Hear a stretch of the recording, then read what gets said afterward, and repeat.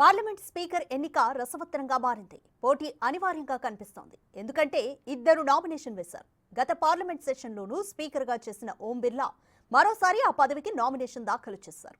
అయితే ఇండియా కూటమి తరపున కె సురేష్ పోటీ పడుతున్నారు. మరోవైపు స్పీకర్ విషయంలో ఏకాభిప్రాయం కోసం సీనియర్ మంత్రి రాజ్నాథ్ సింగ్ ప్రయత్నం చేస్తున్నారు. ఇండియా కూటమి మాత్రం స్ట్రాంగ్గా ఉంది. డిప్యూటీ స్పీకర్ పదవి విపక్షాలకు ఇస్తే స్పీకర్ ఎన్నిక ఏకగ్రీవం అయ్యేందుకు సహకరిస్తామని తేల్చి చెబుతున్నారు.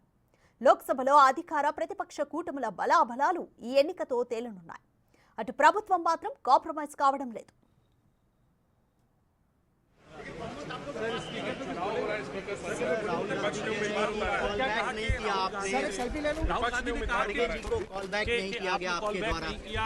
राहुल गांधी जी ने कहा कि खड़गे जी ने संसदीय परंपरा का निर्वहन वैसे जहाँ तक खड़गे जी का प्रश्न है, एक सीनियर लीडर हैं, मैं उनका सम्मान करता हूँ। कल से लेकर आज तक उनसे 3 बार हमारी बात हुई है।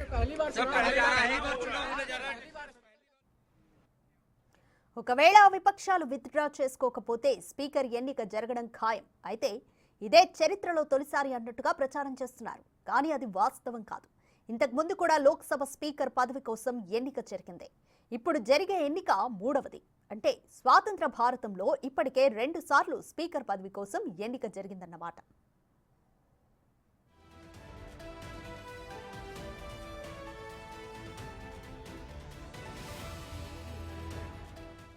(1952లో తొలిసారి స్పీకర్ పదవి కోసం ఎన్నిక నిర్వహించారు.